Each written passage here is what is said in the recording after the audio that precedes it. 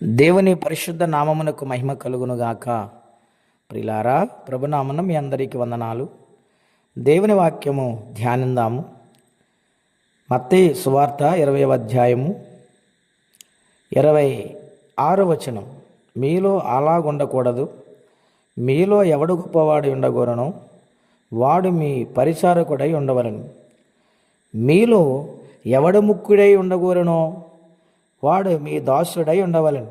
అలాగే మనిషి కుమారుడు పరిచారము చేయించుకున్నటకు రాలేదు కానీ పరిచారము చేయుటకు అనేకులకు ప్రతిగా విమోచన క్రయధనముగా తన ప్రాణమునిచ్చుటకు వచ్చనని చెప్పాను.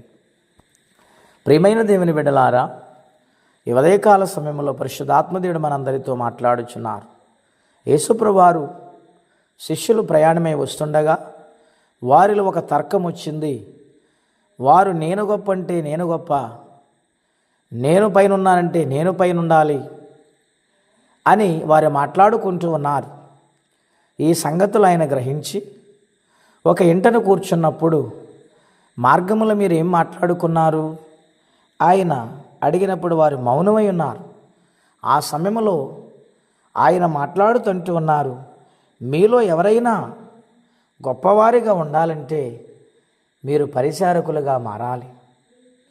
రెండవది, గొప్పవారిగా ఉండాలంటే దాసుడిగా మారాలి. ఈ యొక్క మనసు మీరు కలిగిన నాడు మీరు గొప్పవారిగా మారతారు.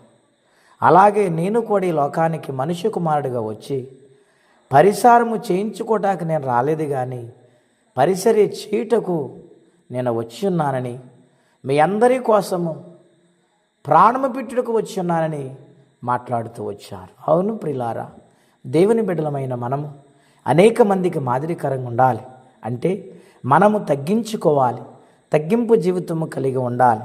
ఎన్నోసార్లు ఇబ్బందులు వస్తాయి, కష్టాలు వస్తాయి, వేదనలు వస్తాయి. ఎందుకు ఈ జీవితం అని కృంగిపోతూ ఉంటారు.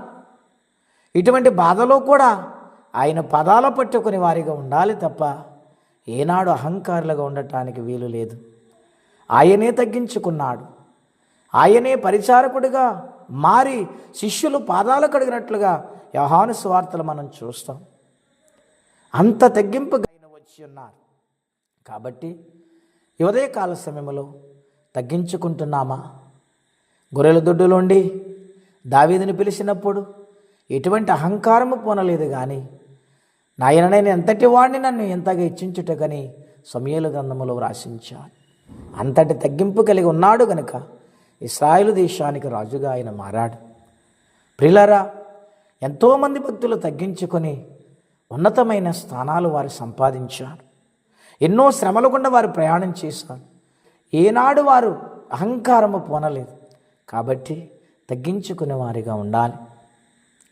ఒకనాడు యేసుప్రభువారు ప్రయాణమై వెళుతుంటే యోహాను గారు చూసి ఆయన అంటూ ఉన్నాడు, యోహాను సువార్త 3:30లో వ్రాయబడింది, ఆయన ఎచ్చవలసి ఉన్నది, నేను తగ్గవలసి ఉన్నది.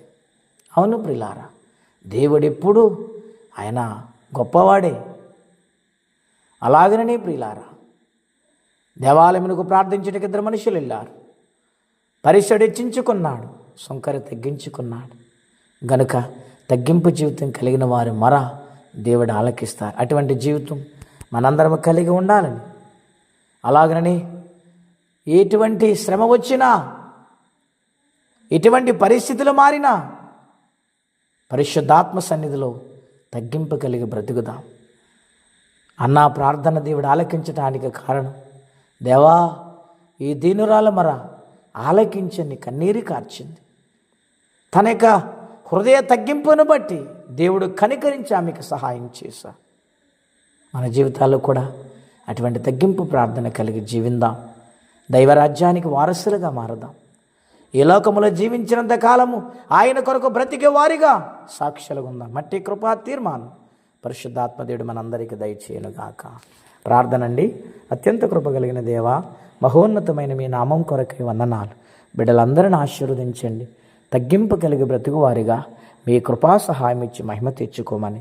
తగ్గించుకున్నవాడు హెచ్చించబడతాడు, హెచ్చించుకున్నవాడు తగ్గించబడతాడని మీరు చెప్పిన లేఖనాల ప్రకారం తగ్గింపు జీవితం మాకు ఇచ్చి మహిమ తెచ్చుకోమని యేసు నామములో అడుగుచున్నాము తండ్రి, ఆమేన్.